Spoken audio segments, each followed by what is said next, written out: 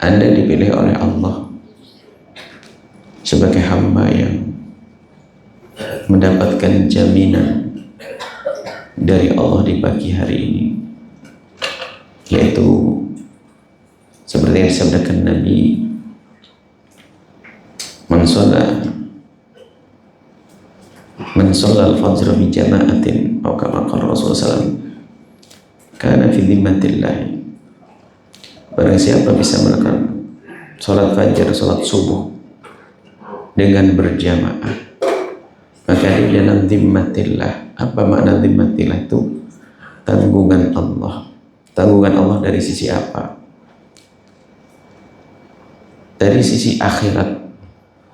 Ada sesuatu yang luar biasa diberikan bagi orang yang bisa sholat subuh berjamaah, ditanggung oleh Allah. Ulama menjelaskan bermacam-macam tafsiran. Semoga semuanya panjang umur.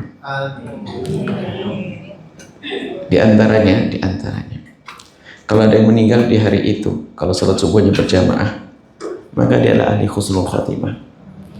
Tidak akan kena fitnah waktu sakaratul maut. Ini di antaranya. Yang jelas istimewa. Kemudian kita akan sempurnakan lagi keberadaan kita di sini dengan duduk di tempat man shalla fi masjid jama'atin. Di masjid jamaah semacam ini, fayaqutu fi musallahu.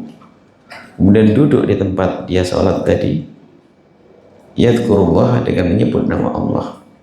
Termasuk kita ini dalam irama berzikir dengan pikiran kita, berzikir dengan lisan kita, ada berzikir dengan hati, dengan pikiran kita.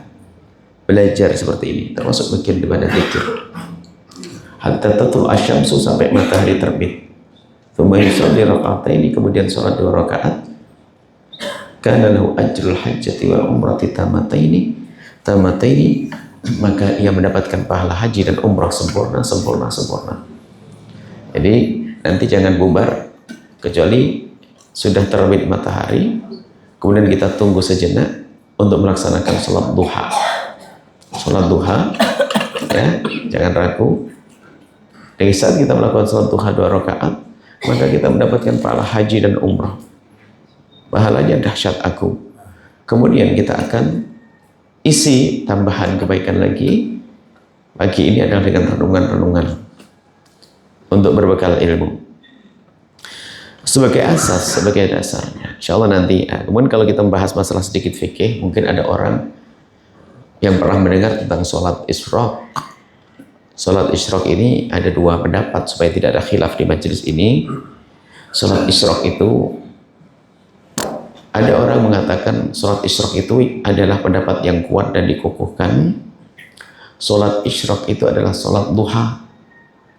Jadi kalau matahari terbit, tunggu 10 menit, itulah waktunya sholat duha tiba. Kemudian sholat 2 rakaat itu sholat isyraq.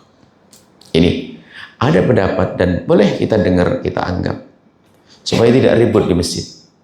Pendapat yang kedua, sholat isyraq itu adalah sholat di saat matahari terbit, kemudian langsung melaksanakan sholat 2 rakaat. Nah, sholat ini pendapat lemah, tapi diamalkan oleh sebagian ulama. Cuman biasanya kalau mengamalkan, jika dia mengambil pendapat yang kedua ini, tidak pernah melupakan sholat duha. Jangan sampai kita melakukan sholat isyraq di saat matahari terbit 2 rakaat, kemudian duhanya enggak. Sebab kalau sholat duha pahalanya lebih gede. Pahala karena duha itu dikukuhkan. Sholat sunnah yang sangat dikukuhkan adalah sholat duha. Sehingga ini kita pernah ketemu di sebagian masjid itu, kita lagi mengadakan pengajian semacam ini, rupanya orang pada berdiri. Dia melihat jam isyraq, waktu syuruk.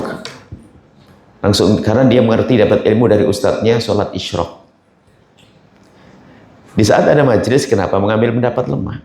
Sholat isyraq yang benar, yang paling pendapat dikukuhkan, pendapat kuat, sholat isyraq, sholat duha. Biar selesai pengajiannya, baru nanti sholatnya. Adapun yang mau sholat isyraq waktu matahari terbit, boleh-boleh saja. Tapi yang paling penting sholat duhanya. Yang agung sholat duhanya. Sholat duha, sholat yang dikukuhkan. Makanya nanti kalau sholat sudah masuk isyraq, matahari terbit, biarkan kita tunggu sesaat. kita jadikan sholat isyraq kita di sholat duha, sekaligus sholat duha. Itu saja supaya tidak ada khilaf. Setelah Anda menyaksikan video ini, jangan lupa berselawat kepada baginda Nabi Muhammad sallallahu alaihi wa alihi wa sahbihi wasallam.